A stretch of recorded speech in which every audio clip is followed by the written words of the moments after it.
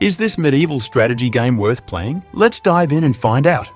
Starting off with the basics, the gameplay mechanics. Imagine you're at the helm of a noble family, with each member having their own unique skills and ambitions. They're not just working together, sometimes they're at odds, each vying for power in their own way. You're going to witness blooming friendships, drunken escapades, brutal assassinations, and a bit of seduction. Your nobles dole out orders to the peasants, lead armies into battles, and study ancient texts brimming with knowledge. Think of it as a blend of RimWorld and a dash of Crusader Kings. Your family rules from on high, with their complex relationships creating a dynamic and ever-evolving narrative. Each family member comes with a plethora of skills or drawbacks, determining who's best at tasks like combat, managing resources, or negotiating deals. Training and educating your family members is crucial, so invest in them to secure the future of your lineage by honing their strengths and unlocking additional talents in the next generation. Beyond skills, each family member has unique traits that shape their personality and capabilities, and you have full autonomy over these in the game setup for your starting characters. Their varied cultural backgrounds also influence how they're perceived and treated by others, and they have a wide range of needs and desires that need to be kept an eye on. Dissatisfaction can lead to resentment, envy, and eventually disloyalty, and that's when the daggers come out. Will you calm tensions with gifts and camaraderie, or will you draw first blood and eliminate any threats to your preferred nobles?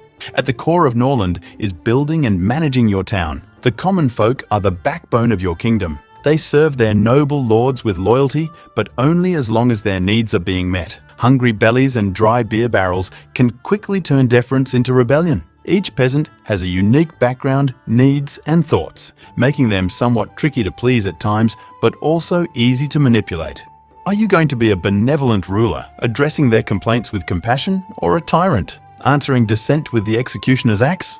And when diplomacy fails, it's time to draw swords. Raise your citizen militia, motivate prisoners to fight for their freedom, put your nobles in command to inspire the troops. But each battle comes with a cost. Whose life will you put on the line when the banners are raised? Combat in Norland can be a bit janky, to be honest, but it's straightforward.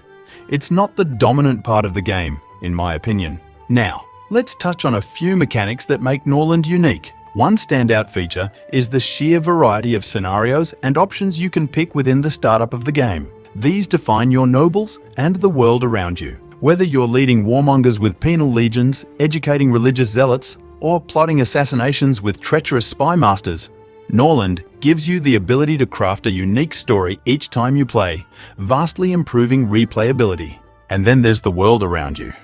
The world map is beautifully laid out and very logical and intuitive to work with. Traveling nobles will seek refuge in your town, either sowing dissent or working with you. You can send your family members and envoys out to seek opportunities around the world. Bandits will establish camps on the outskirts of civilization, and other kingdoms will push for alliances or engage in wars of their own.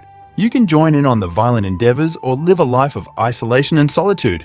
It's up to you. Now, let's talk about the visuals and sound in Norland. The game's art style is both fun and functional. If you've played games like RimWorld, you'll find Norland's visual style familiar, maybe a little derivative, but it's not groundbreaking.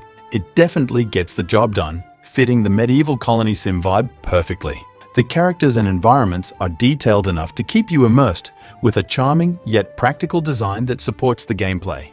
As for the audio, it's a mixed bag. The music and sound effects are okay. Some tracks feel a little drab and uninspired, which is a bit of a letdown. The sound design is clean, functional, and complements the gameplay without being too obtrusive. The UI is well designed, very user-friendly, and made navigation a breeze. Let's break down the pros and cons of Norland, starting with the positives. Norland is a well-made and thoughtfully designed colony sim with a generous helping of adult humor thrown in, giving it a unique charm. The core mechanics like managing colonies, production, research, and combat work seamlessly and are pretty smooth. The developers have done a great job ensuring the foundational elements are solid. One standout feature is the world map and the interactions it offers. It adds almost a layer of grand strategy into the mix, making the game more engaging. You're not just managing your colony, but also your relationships with neighboring kingdoms. This blend of colony management and strategic gameplay shows potential, and Norland could grow into an epic entry in the colony sim genre if the developers continue to build on this foundation. Now, onto the areas that need a little improvement. First up, a personal gripe. There's no minimap. It might seem minor, but it's one of those quality of life features that make a difference in gameplay flow. The layer of intrigue, social dynamics, and fun interactions isn't fully there yet. The social interactions, in particular, could use more depth and variety to keep things interesting over longer play sessions. Another point to consider is the pacing. The game can feel slow at times. Some players might enjoy the slower, more deliberate pace, but it can be a bit much, especially when waiting for more exciting parts. So, those are the thoughts on the strengths and weaknesses of Norland. Is it worth playing? If you enjoy complex, story-driven colony sims with a touch of strategy, then yes, it is definitely worth checking out. Thanks for watching, and don't forget to like, comment, and subscribe for more reviews and gaming content. See you next time.